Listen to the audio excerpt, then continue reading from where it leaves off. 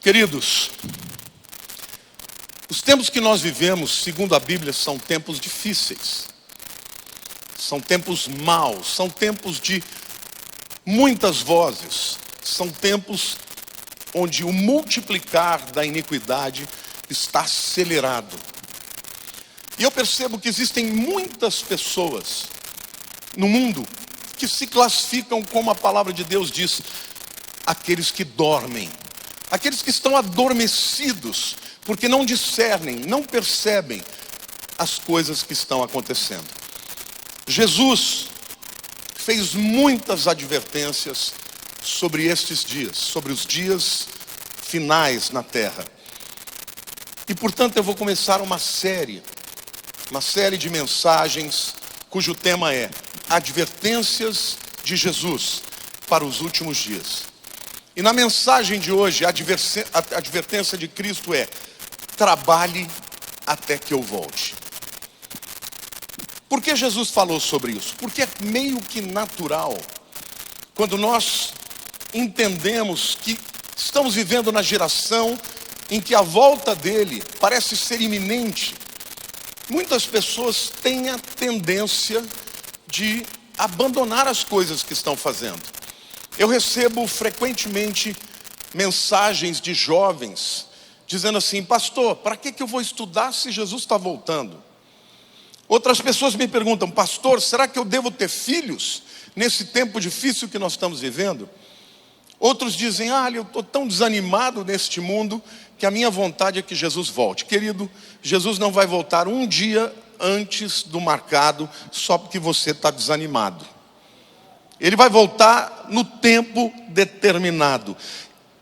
E ainda que muitos acusem os pregadores a respeito da volta de Jesus de estarem trazendo uma mensagem escapista, eu quero mostrar para vocês hoje que é exatamente o contrário.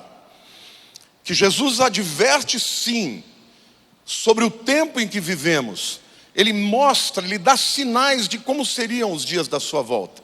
Mas ele faz uma advertência muito importante para todos que o esperam: que enquanto ele não vier, devem trabalhar até que ele volte. Então esse é o tema da primeira mensagem de hoje, e eu espero que você saia daqui muito transformado e cheio de vontade de fazer a obra de Deus. Sabe por quê, querido? Porque a resposta para o mundo está na igreja. A resposta para o mundo é Cristo. Diga para mim: a resposta para o mundo, para os anseios desse tempo, é Cristo. Amém, irmãos? Então eu quero começar mostrando para você esta advertência de Jesus em diversas parábolas. Eu vou me ater aqui a duas. Em primeiro lugar, a parábola das 10 minas. Não são as 10 meninas, que eu não sei como é que hoje a gente chama as meninas, né? No meu tempo tem uma mina demais. Como é que se fala hoje? Ainda fala, é uma mina? Porque os caras é os manos, né? Mas e como é que são as meninas? Tem uma mina linda. No meu tempo era assim. Essa mina aqui não é isso não, tá? A parábola das 10 minas, lá em Lucas 19, 12 e 13, diz assim. Jesus está contando uma parábola aqui, gente. Então disse: certo homem nobre partiu para uma terra distante, com o fim de tomar posse de um reino e voltar.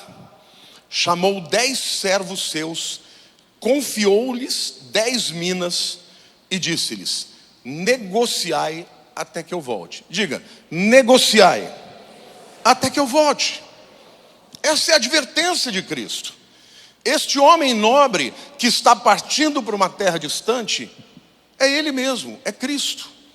Está se referindo ao fato de que ele seria levado ao Pai, mas voltaria um dia. Este homem deixou seus servos 10 minas. E aqui também não é uma mina de ouro, uma mina de cobre. Essa era uma medida de aproximadamente 60 shkalim. A gente fala shequéis, né? Mas no hebraico é shkalim. Quem for comigo para Israel já vai aprendendo. Quanto você tem aí? Eu tenho Esser shkalim, 10 shequéis na mão. Então a medida de dinheiro, 60 shequéis em dinheiro. Quem são os servos para quem ele deixa esse dinheiro? Somos nós, eu e você. E qual o objetivo que ele vai para outra terra distante? O texto diz que ele vai para tomar posse de um reino. Isso fala do quê? Da sua ressurreição e da sua ascensão e da tomada de poder. Porque Jesus, enquanto esteve na terra, ele foi a revelação para a humanidade de quem é Deus, do caráter de Deus, do amor de Deus, das atitudes que Deus tem. A Bíblia diz que ele é o resplendor da glória de Deus, a expressão, a imagem exata do Criador. Mas lá em Hebreus capítulo 1, versículo 3, eu vou ler esse texto, diz: ele, que é o resplendor da glória e a expressão exata do seu ser, sustentando todas as coisas pela palavra do seu poder, depois de ter feito a purificação dos pecados, assentou-se à direita da majestade nas alturas. Tomar posse, irmãos, é literalmente assumir o controle do reino de Deus, do estabelecimento do reino de Deus, dentro do programa de Deus para a terra e em todo o universo também. Em Mateus capítulo 28, versículos 18 e 19, Jesus diz assim: Jesus, aproximando-se, falou-lhes dizendo: toda autoridade me foi dada no céu e na terra. Ide, portanto, fazei discípulos de todas as nações, batizando-os em nome do Pai e do Filho e do Espírito Santo. Jesus está dizendo: toda autoridade me foi dada. E agora, neste momento, ele não estava mais em forma meramente humana. Ele já tinha morrido, ressuscitado, subido aos céus, sentado à direita de Deus. O lugar da direita é o lugar da força, é o lugar da autoridade. E a Bíblia diz que Deus entregou a Jesus toda a autoridade nos céus e na terra. E aí ele diz: por isso, vão para o mundo inteiro e façam discípulos em todas as nações, batizando-os em nome do Pai, do Filho e do Espírito Santo. Hoje nós estivemos aqui cumprindo a ordem de Jesus e batizando pessoas no nome do Senhor. Amém? A autoridade de Jesus tem se ampliado nestes 2000 anos. Então saibam vocês que ainda que o mal se levante, ainda que nós estejamos vivendo tempos difíceis, a promessa de Jesus é que as portas do inferno não prevalecerão contra a minha igreja.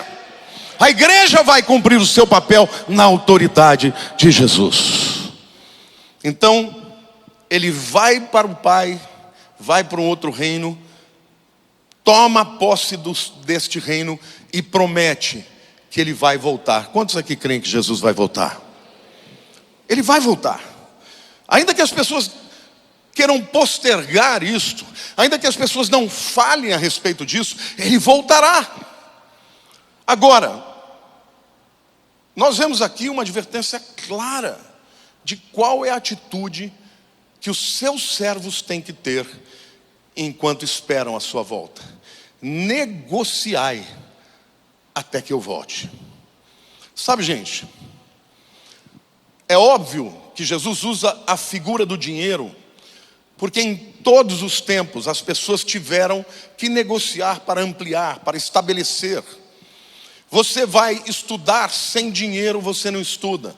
Você vai comprar uma casa para morar sem dinheiro, você não compra. Então as pessoas precisam trabalhar.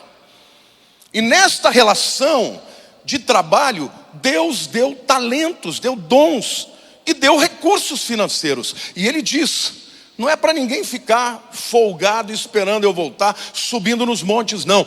Trabalhe, negocie, ganhe dinheiro, amplie as suas tendas, conquiste mais, porque tudo isso é necessário para que o reino de Deus seja implantado. Amém ou não? Glória a Deus, pode aplaudir.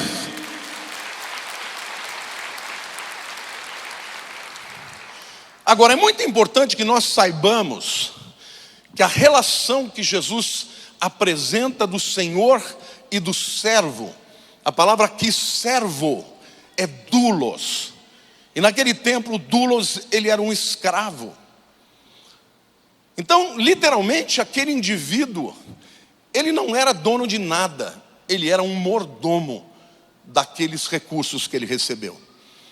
E quando Jesus usa essa parábola para mim e para você, ele está querendo te dizer o seguinte: embora você viva a sua vida, ela não é sua, ela é de Deus. Foi Deus quem te deu. Foi Ele quem escolheu o dia que você nasceu, e é Ele quem sabe o dia que você partirá desse mundo. Os dons, os talentos, a sua inteligência, as oportunidades, tudo está na tua mão. No entanto, nem isso é teu. A Bíblia diz: do Senhor é a terra e toda a sua plenitude, o mundo e os que nele habitam. Tudo que você põe os olhos e vê é de Deus. Então o teu trabalho vem de Deus. Os recursos que você conquista vêm de Deus. Se Deus quiser tirar, Ele tira, meu irmão. A Bíblia diz que adianta o homem ganhar o mundo inteiro e perder a sua alma. Falei sobre isso domingo passado. Então, a primeira coisa que você precisa entender é que Deus quer sim que você negocie, que você amplie a sua tenda, que você floresça na sua atividade profissional. É muito importante. O crente deve trabalhar, ser excelente no que faz para brilhar, porque quando ele brilha, ele transparece a glória de Deus e as pessoas se aproximam dos vitoriosos. Ninguém quer seguir derrotados, ninguém quer o Deus de um derrotado. Ora, se uma pessoa não faz nada direito, se ela não faz nada que possa inspirar as pessoas, como as pessoas vão querer o Deus daquela pessoa? Quantos aqui querem ser boas testemunhas de Deus? Então você trabalhe duro na sua área, seja excelente no que faz. Se você é uma dona de casa, seja a melhor de todas. Se você é um mecânico, seja o melhor de todos. Se você é um professor, seja o melhor de todos. Continue estudando. Prospere na sua atividade, na medida da sua excelência, da tua integridade, e Deus vai te favorecer. É Ele quem te deu os dons e os talentos. Deus não é aquele que vem para roubar o que você conquistou na sua própria força. Ao contrário, tem muita gente que fala: não vou para a igreja, porque a igreja quer tomar o dinheiro dos trouxas. Não, meu irmão. Quem entrega tudo para Deus, a Bíblia diz: buscar em primeiro lugar o reino de Deus e a sua justiça, e todas as coisas serão acrescentadas. Amém? Porque tudo vem de Deus, e de onde vem tem mais para você. O indivíduo precisa entender que ele é servo de Deus. Ainda que Jesus tenha dito para os discípulos: não vos chamo de servos, mas de amigos, porque tudo tenho revelado a respeito do meu Pai a vocês. Ainda que Ele diga para nós que somos seus amigos, nós temos que ter reconhecimento de que nada que temos veio de nós mesmos, tudo veio de Deus. Jó teve esse entendimento. Ele era um homem rico, e quando as coisas aconteceram de ruim para ele, ele disse: o Senhor deu, o Senhor tirou, bendito seja o nome do Senhor. Existem muitas pessoas nesse mundo que evitam entregar a vida para Cristo porque têm medo de que Ele lhes peça algo que eles não queiram dar. Meu querido, aprenda uma coisa: Deus é bom. Ele é o Pai das riquezas, Ele tem todo o ouro e toda a prata. É Ele que te deu a vida. Quando você entrega a sua vida para Deus, a sua vida se torna um instrumento para a glória dEle e para que pessoas se entreguem a Ele e o reconheçam. Portanto, gente, Jesus jamais esperou que os seus filhos fossem lenientes, preguiçosos, desanimados. Queridos, você tem o Deus da glória habitando em você. Então, se você está aí abatido, desanimado, busque a Deus, porque a solução para isso é ser cheio do Espírito Santo. Porque quem é cheio do Espírito Santo é renovado por dentro e vai conquistar aquilo que Deus chamou. Amém? Aplauda o Senhor, diga: eu creio. Negociai. Jesus te dá a liberdade de usar o seu dom, o seu talento, para você ganhar dinheiro também. para você ganhar espaço de influência, para você acrescentar na tua vida. E quanto mais Ele derramar sobre você, mais você poderá ser um instrumento para a glória do seu nome, para ajudar os necessitados. Quanto mais dinheiro alguém tem, mais responsabilidade para com os pobres. Quanto mais ao conhecimento alguém tem, mais responsabilidade de ensinar os indoutos. Quanto mais talento e dons, maior responsabilidade diante das demandas da vida. Nós estamos em ano em Copa do Mundo, né? Por que todo mundo cobra tanto do Neymar? Porque ele é o que mais recebeu dons. E eu imagino que deve ser muito difícil para ele isso. Mas ele é o gênio, ele é o talentoso, então as pessoas esperam dele. E eu quero te dizer que Deus é aquele quem te dá os dons e os talentos, para que você se levante como resposta. Então, meu querido, pare de assumir uma atitude pessimista, de quem olha para as circunstâncias e diz: não dá. Deus está te dizendo: eu te entreguei na mão dons e talentos, negociai. Use desses dons para ampliar os recursos que eu te dei. Amém ou não? Até quando, irmãos? Até que eu volte. A segunda parábola que Jesus usa para falar da mesma coisa, mas tem alguns elementos diferentes que eu quero compartilhar com vocês, está lá em Mateus 25, de 14 a 30, é a parábola dos talentos.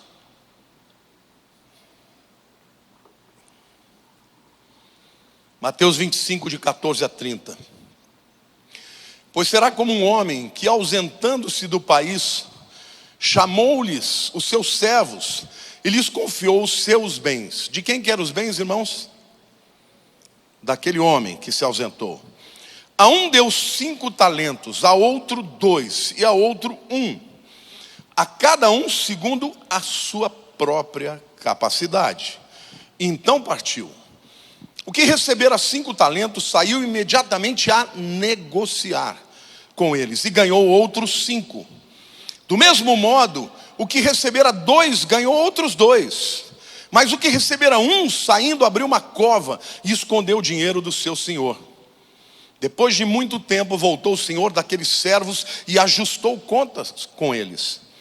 Então, aproximando-se, o que recebera 5 talentos, entregou outros 5, dizendo: Senhor, confiaste-me 5 talentos, eis aqui outros 5 talentos que ganhei. Ou seja, ele recebeu 5, devolveu 10. Disse-lhe o Senhor: muito bem, servo bom e fiel. Foste fiel no pouco, sobre o muito te colocarei. Entra no gozo do teu Senhor. E aproximando-se também o que recebera 2 talentos, disse: Senhor, 2 talentos me confiaste, aqui tem outros 2 que ganhei. Disse-lhe o Senhor: muito bem, servo bom e fiel. Foste fiel no pouco, e sobre o muito te colocarei. Entra no gozo do teu Senhor. Chegando por fim o que recebera 1 talento, disse: Senhor, sabendo que és homem severo, que ceifas onde não semeaste, e ajuntas onde não espalhaste, receoso escondi na terra o teu talento. Aqui tens o que é teu. Respondeu-lhe, porém, o Senhor: servo mau e negligente, sabias que ceifo onde não semeei, e ajunto onde não espalhei? Ceifo é colher, tá? Você está dizendo que eu colho num lugar que eu não plantei, e ajunto para mim onde eu não espalhei? Está falando ainda das mesmas sementes. Cumpria, portanto, que entregasse o meu dinheiro aos banqueiros, e eu, ao voltar, receberia com juros o que é meu. Ou seja, nem por juro no banco você fez. Tirai-lhe, pois, o talento e dai ao que tem 10, porque a todo o que tem se lhe dará e terá em abundância, mas ao que não tem, até o que tem lhe será tirado. E o servo inútil lançai-o para fora nas trevas, ali haverá choro e ranger de dente. Essa parábola é muito séria, irmãos. O homem que se ausenta do país é quem? Quem é? É Cristo. Ele diz que vai voltar também para acertar contas. Ele destruiu talentos, e aqui talento não está falando de, a gente usa metaforicamente. Talento também é uma medida de aproximadamente 30 quilos. que pode ser de ouro, de cobre, de prata, mas varia de um país para o outro o tanto de peso, mas é uma medida de peso. E o texto está dizendo que este homem distribuiu para os seus servos, cada um segundo a sua capacidade. Deus dá para quem Ele quer, o quanto Ele quer. Você recebeu de Deus uma porção de talentos, de inteligência, de destrezas, de habilidades e de recursos, para que você se valha deles para multiplicá-los.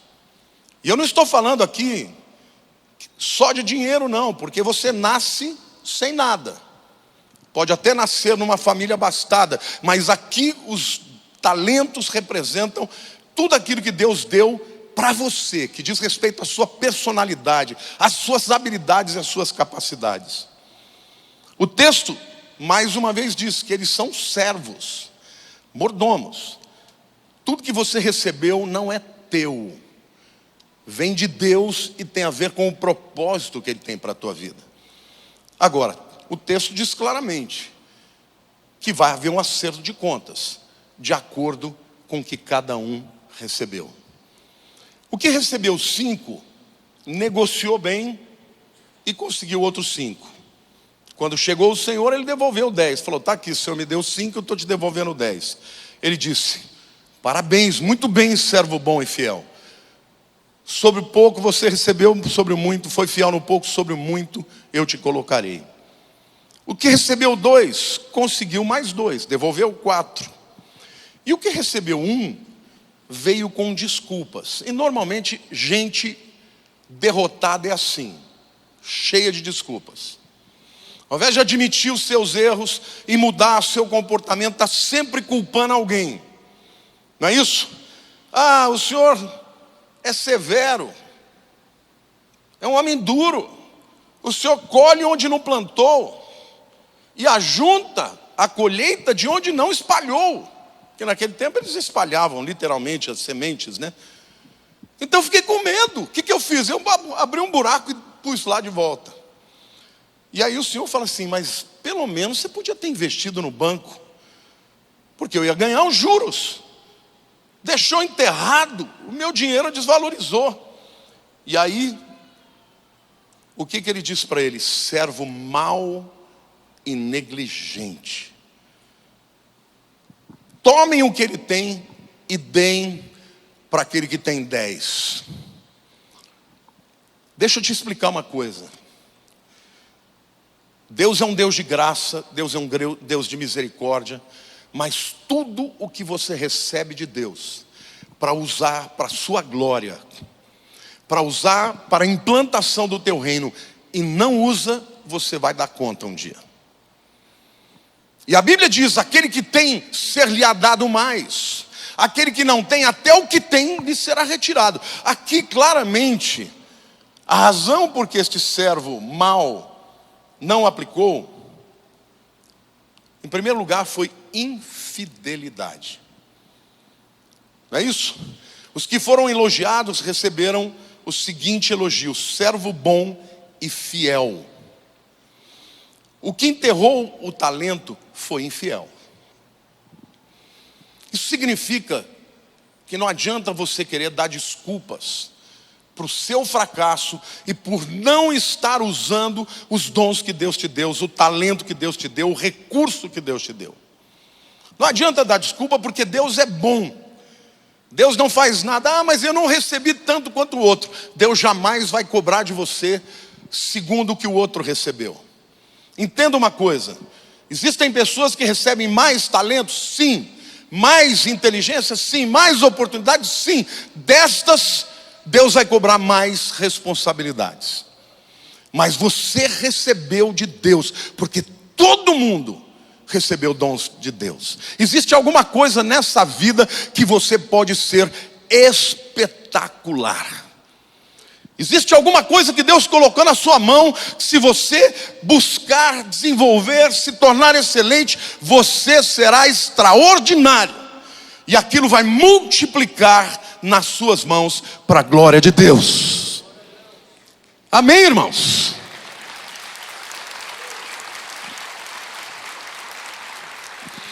Satanás, ele se vale de duas estratégias diferentes.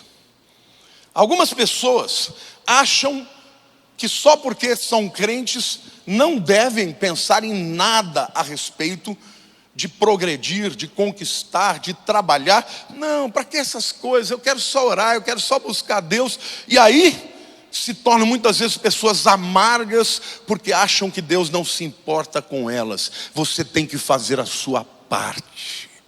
Quando um menino na escola decide que ele não vai estudar e que ele vai ser um vagal, ele está fazendo uma escolha. Ele está fazendo uma escolha para um dia ser empregado daquele nerd que ele tirava maior pelo na cara dele, porque ele era um nerd. Bom, eu fiz muito isso. E Deus me deu graça. E um dia eu descobri, quando Deus me chamou para o ministério, um dia eu estava orando, Deus falou: você está querendo abandonar a sua carreira de engenharia para ser um pastor? Então deixa eu te dizer uma coisa, você não vai ser vagal como você era não, né? Porque até eu entrar na faculdade, irmãos, eu nunca tinha lido um livro na minha vida. Já contei isso para vocês. Eu ia para as provas de literatura e eu inventava a história. Eu perguntava, o que conta a história aí? Aí eles me contavam e eu chutava. Um dia a professora me deu zero. Eu falei, nossa, professora, zero? Ela falou, você deve ter participado de uma outra aula e de um outro livro, porque não tem nada na história que você escreveu aqui. Bom, quando Deus falou comigo, eu tomei a decisão de me tornar um homem estudioso. E hoje, 41 anos, depois da minha conversão, as pessoas dizem, o Lamartine é um homem estudioso, um profundo conhecedor da Bíblia. Foi de graça. Tem gente que fala assim, bota a mão na minha cabeça e ora para que eu aprenda as línguas. Não, meu irmão, eu não aprendi pela unção do Espírito Santo, não. São horas e horas de estudo, de determinação. Então eu quero dizer para você, todo mundo que está aqui, está me vendo, pode se tornar excelente em alguma coisa. Se usar este talento para negociar, para trabalhar, para progredir, e Deus vai ser glorificado. Agora, quando você recebe estes dons e você quer cortar caminhos, quer buscar a escolha do descanso, da tranquilidade, para que trabalhar tanto? Deus está dizendo, você está sendo infiel. Mas além disso, ele foi chamado de negligente. Negligência, meu irmão, é não cumprir a responsabilidade que você recebeu. Porque Deus te criou para um propósito. E quando você está cumprindo aquele propósito, ninguém será melhor no propósito que Deus tem para você do que você mesmo. Você não tem que olhar para o outro do lado e dizer, eu quero o dom dele. Eu quero fazer o que ele faz. Enquanto você estiver tentando fazer o que o outro recebeu de dom, você vai dar murro em ponta de faca. Mas na hora que você descobrir qual é o teu chamado, qual é a tua missão e o teu propósito, aí vai florescer. Glória a Deus. Eu costumo dizer e brinco, se eu fosse engenheiro civil, as minhas casas iam cair. Literalmente cair. Mas quando Deus me chamou para ser pastor de ovelhas, para ser um pregador da palavra, e eu me preparei, Ele testificou as obras das minhas mãos, através dos frutos que Ele colocou na minha vida, para pastorear, que são vocês. Glória a Deus. Então não sejam negligentes. Negligência é não reconhecer o senhorio de Deus. Tudo que recebemos é dele, irmãos. Cada um de nós tem a sua própria fraqueza. Cada um de nós tem as suas próprias capacidades. E o que a gente tem que fazer? A gente tem que trabalhar em primeiro lugar nos nossos dons e habilidades, mas também tem que trabalhar nas fraquezas. Muita gente fala, pastor, você é humilde. Vocês sabem qual que é a minha fraqueza? É vaidade. É vaidade, eu tenho que todo dia lutar para não me achar. Todo dia eu tenho que botar a cara no pó, porque essa é a área em que Satanás trabalha no meu coração. Olha como você é o cara. E eu boto a cara no pó e digo: Senhor, eu não sou nada. E vocês vão me ver a vida inteira dizendo: eu não sou nada, porque eu sei que se eu permitir, Satanás vai fazer com que eu me envaideça daquilo que não é meu, das ovelhas que não são minhas. E não fui eu que as converteu, foi o Espírito Santo, amém? Oh, meu irmão, toma posse, lute contra a tua fraqueza e use das suas habilidades. Outros falam para mim: pastor, eu tenho todo dia que lutar contra o meu sentimento de inferioridade. Então essa é a tua fraqueza. Como é que você vai vencer? Você vai se preparar e vai se levantar e vai cumprir a obra de Deus na tua vida, dizendo: eu sou fraco, mas Ele é forte. Eu não sei, mas Ele sabe. Eu sou pequeno, mas o meu Deus é grande. Agora não desista, cumpra o teu chamado, faça a tua obra, trabalhe duro, porque vai trazer o retorno. E quando o Senhor vier, você vai poder ouvir dele: bem-aventurado, servo bom e fiel. Foste fiel no pouco, sobre o muito te colocarei. Eu amo esta promessa de Jesus, porque ainda que a gente pense que é muita coisa o que a gente está fazendo, porque Jesus está prometendo que, se a tua fidelidade for isso, o que você vai receber vai ser infinitamente mais. Então, igreja, Deus não quer que nós estejamos abandonando os afazeres dessa vida. Nós temos que fazer tudo que está diante de nós. Temos que continuar avançando e conquistando, porque qual é o nosso target? Qual é o nosso alvo? É o mundo. E de fazer discípulos em todas as nações. Então, querido, não importa qual seja a tua área profissional, você tem que ter visão de crescer, de ampliar, de chegar às outras nações e de impactar este mundo com a mensagem do Evangelho dentro de você. Glória a Deus, dê uma salva de palmas para Jesus. Ele é o nosso Rei. Não desista.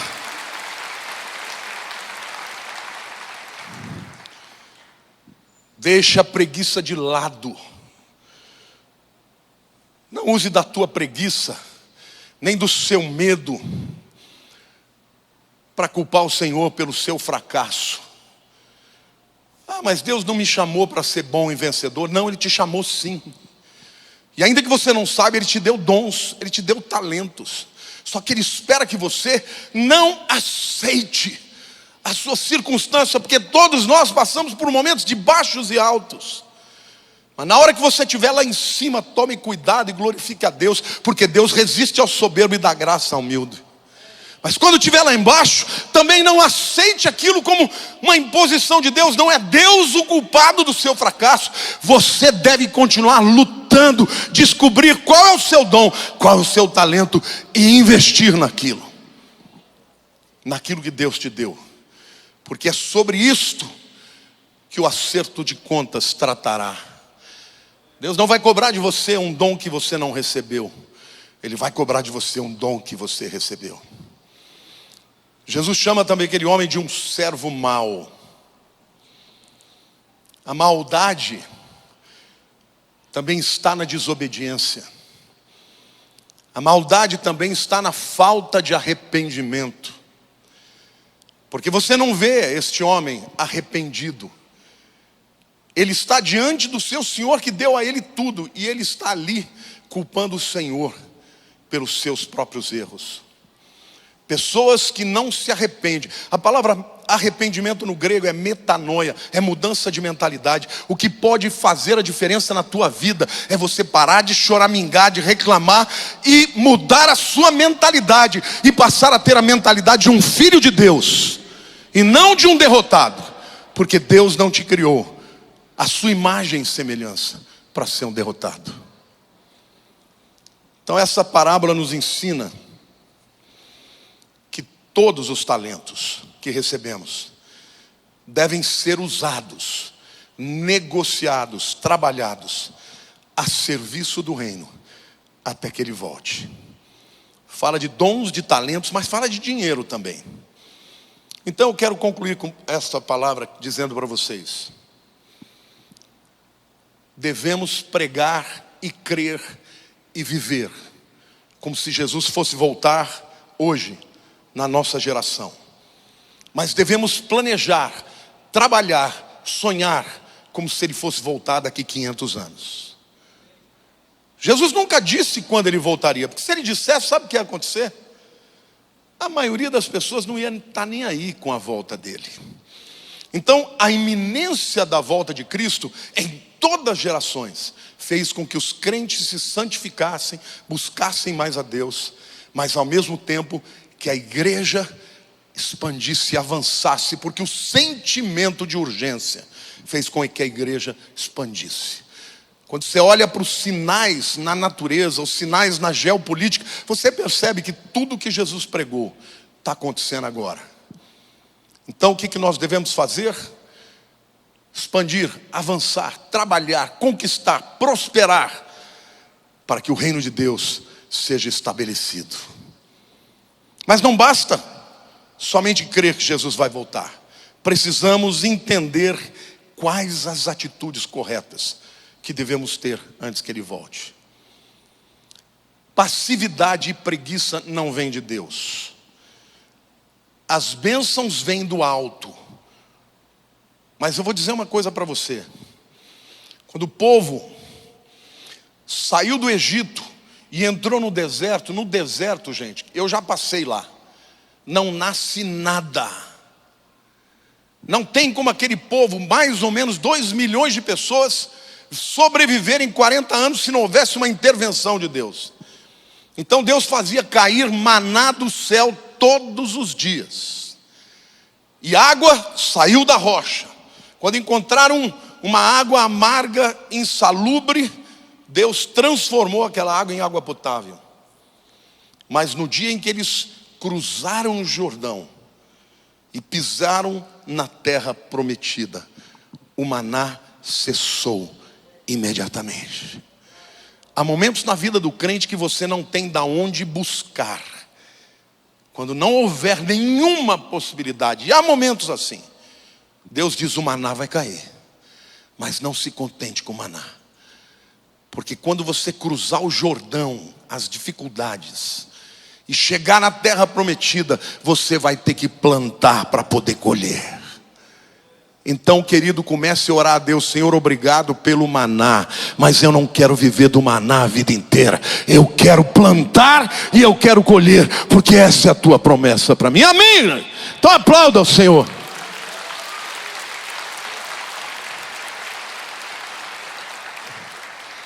As duas parábolas enfatizaram o comportamento que os servos deveriam ter. A primeira parábola enfatizou a atitude interior dos servos. E a palavra importante nessa parábola é que o homem confiou aquelas minas para os seus servos. Então fala da responsabilidade que nós temos que ter, sermos confiáveis para Deus. Não adianta você querer enganar Deus, porque Deus sabe tudo, meu irmão. Às vezes eu até estremeço, falo: Deus, o Senhor sabe até como eu vou ser. Eu falo: então, Senhor, misericórdia, não deixa eu desviar. Se o Senhor sabe como eu vou ser, eu quero crer que o Senhor sabe que eu vou cada vez ser alguém melhor, mais fiel, mais crente. Amém, irmãos? Porque a vereda do justo é como a luz da aurora, que vai brilhando mais e mais até ser dia perfeito. Então seja fiel a Deus, querido. Seja fiel a Deus. Dele vem tudo. Não queira enganar Deus, enganar as pessoas. Seja fiel, que a tua vida seja marcada pela fidelidade. Porque Deus sabe de todas as coisas. Foste fiel no pouco, sobre o muito te colocarei. Quantos aqui querem ser colocados em lugares altos de destaque? Seja fiel no que Deus te der. Começa no pouco. Seja fiel no pouco. Quando Ele colocar mais na tua mão, seja fiel mais ainda. Tem gente que é fiel quando está no pouco. Quando começa a ganhar mais um pouco, aí já fala: não, mas é muito para eu dar. Você não sabe, mas você está fechando a torneira da tua bênção. Aquele que é fiel no pouco, sobre o muito o colocarei. A primeira parábola enfatiza a fidelidade. Não diz respeito ao produto do trabalho deles, mas a maneira como eles deviam lidar com aquela quantia que receberam. Mas a segunda parábola, ela enfatiza as ações externas. Ou seja, a fidelidade deles foi marcada pela maneira como eles negociaram. O que recebeu 5, ele tinha obrigação de negociar, porque foi a ordem dele. O que recebeu 2 tinha obrigação de negociar. O que recebeu 1 também. Os 2 primeiros que negociaram, ouviram do Senhor: servo bom e fiel. Foste fiel no pouco, sobre o muito te colocarei. E o servo infiel e negligente, por ter enterrado, por ter sido preguiçoso ou até medroso, embora para mim isso pareça muito mais uma desculpa, ele foi repreendido severamente. E eu quero dizer para você, queridos, que todos nós recebemos talentos de Deus. Deus dá igual para todo mundo? Não. Ele dá para quem Ele quiser, o que Ele quiser, o quanto Ele quiser, segundo o propósito. Nem todo mundo tem as mesmas habilidades. Eu costumo dizer, né? Eu toco piano, mas a Olga é pianista. A Olga, ela pega uma partitura e lê de primeira, e eu tenho que catar milho. Um é um tocador, o outro é uma pianista. Mãozinha dela é desse tamanho, mas uma peça inteira não esbarra. É um dom? Claro que é um dom. Mas pergunta para ela se caiu do céu, se ela deu uma estremecida assim, de repente saiu tocando. Desde os 5 anos, estudando 5, 6, 7 horas por dia. Quer prosperar? Vai ralar, meu irmão. Quem não rala, não prospera. Quer prosperar em qualquer área? Trabalhe muito. E trabalhe com alegria. Trabalhe sabendo que aquilo vem de Deus. Porque o que Deus vai cobrar de você é a tua atitude. Os dons foi Ele que deu, as oportunidades é Ele quem dá, as portas é Ele que abre, mas a tua resposta é você que vai dar. Amém, igreja?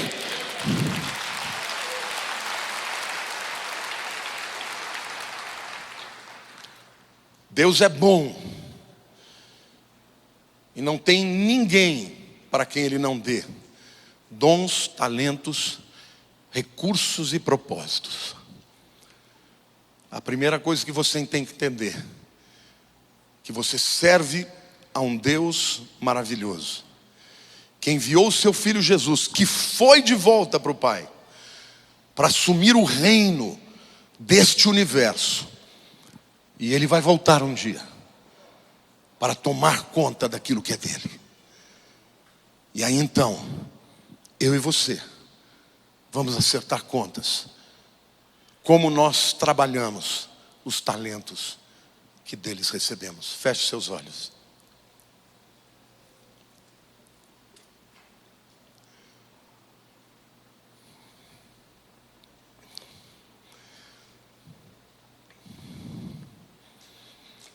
Negociai até que eu volte.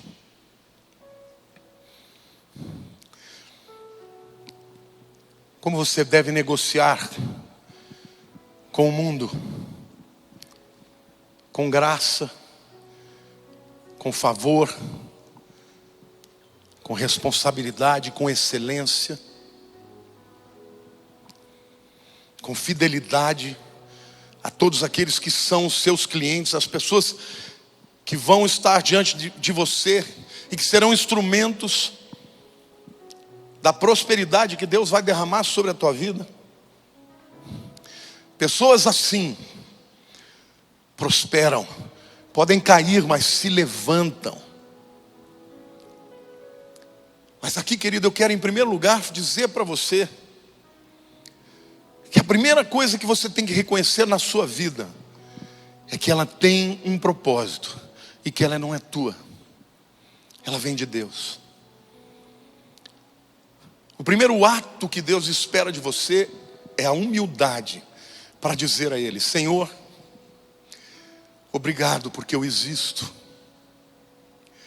Obrigado porque eu existo, e se eu existo, o Senhor tem um propósito para mim.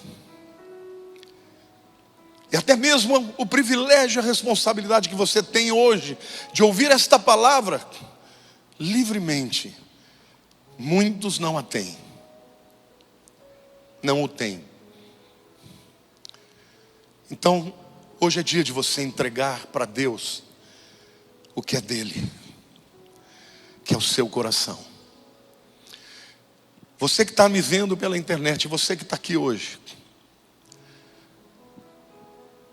Deus quer o seu coração mais do que o seu dinheiro, mais do que os seus recursos. Deus quer o seu coração. Filho meu, dá-me o teu coração, diz o Senhor.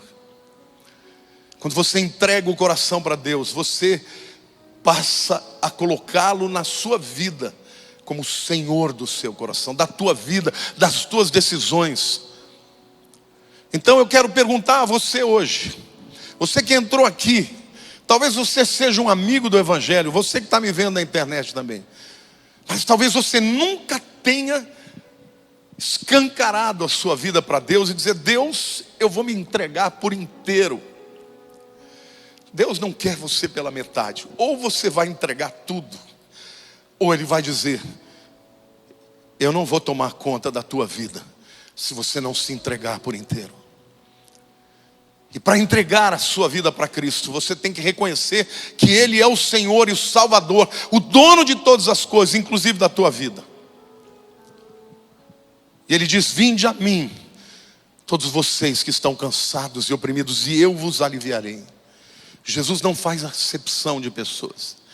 Não importa se você é jovem, se você é velho, não importa a sua etnia, não importa a sua cor, não importa nada concernente à sua vida. Ele é o seu Criador, mas Ele quer ser teu Salvador também. Então hoje, a primeira coisa que Ele quer é que você entregue para Ele o seu coração. Diga: Senhor, a minha vida está aqui, eu quero entregar a minha vida por inteiro. Toma a rédea dela, Senhor. Dirige a minha vida a partir de hoje, porque eu vou entregar tudo, meus sonhos, meus medos, e eu vou deixar, Senhor, a minha atitude de dar desculpas, de justificativas, e eu vou me entregar por inteiro para Ti, porque eu sei que o Senhor é bom, e o Senhor tem algo maravilhoso para mim. Querido, eu estou sentindo uma unção muito tremenda aqui nesse lugar. Hoje é dia do Senhor quebrar cadeias e libertar pessoas.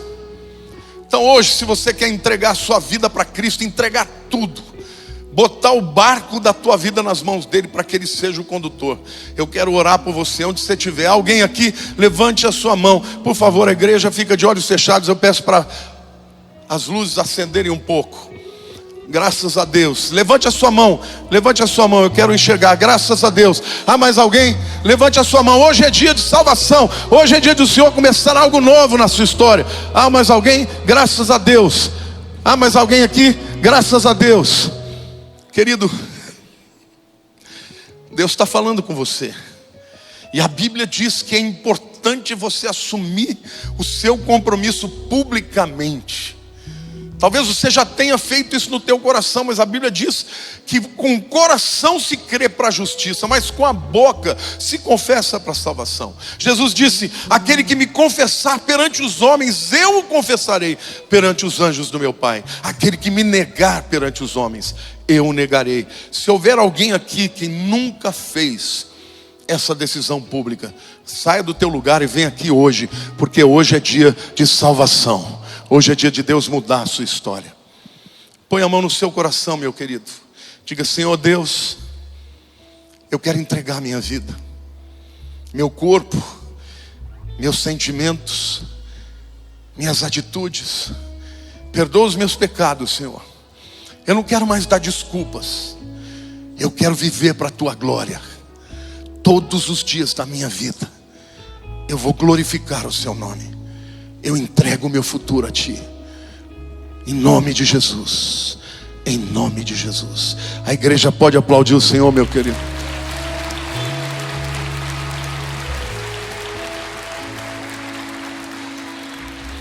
Existe uma luta espiritual pela sua vida. O inimigo sempre vai querer te levar para longe de Deus. Não aceita essa história: você é assim mesmo, não tem jeito. Não, isso é o inimigo. Mas Deus te criou para um propósito. Deus te criou para ser glória para Ele, motivo de bênção para esse mundo. Então não desista de lutar, porque Deus vai dar a libertação e vai completar essa obra, em nome de Jesus. Amém? Senhor, nós estamos aqui na Tua presença, reconhecendo, Senhor, a Tua bondade. Satanás nos acusa, a vida nos marca. Recebemos ao longo de toda a história, Senhor, marcas, feridas de pessoas que nos diminuem, que nos fazem sentir menos importantes. E por causa disso, Senhor, nós acreditamos nisso muitas vezes e deixamos de cumprir o Teu chamado e o Teu propósito. Senhor, eis-nos aqui, Senhor. Queremos atender o Teu chamado e a Tua advertência de negociar nesta vida, sabendo que tudo que recebemos é de Ti, Senhor, e para Ti nós somos somente mordomos. Mas, Pai, não permitas que nenhuma pessoa destas que aqui estão, que tem ouvido essa palavra, não saia daqui hoje, Senhor, disposto a descobrir o Seu dom, o Seu talento e cumprir o Seu propósito, para que o Teu nome seja glorificado. E quando o Senhor vier, que delícia, que maravilha ser pego de surpresa.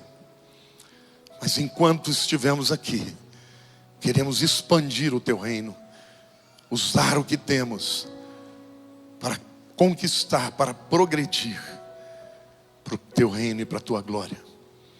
Que a graça do Senhor Jesus e que o amor de Deus, o nosso Pai, e as consolações do Espírito Santo sejam com todo o Teu povo todos os dias, até a consumação dos séculos. Amém.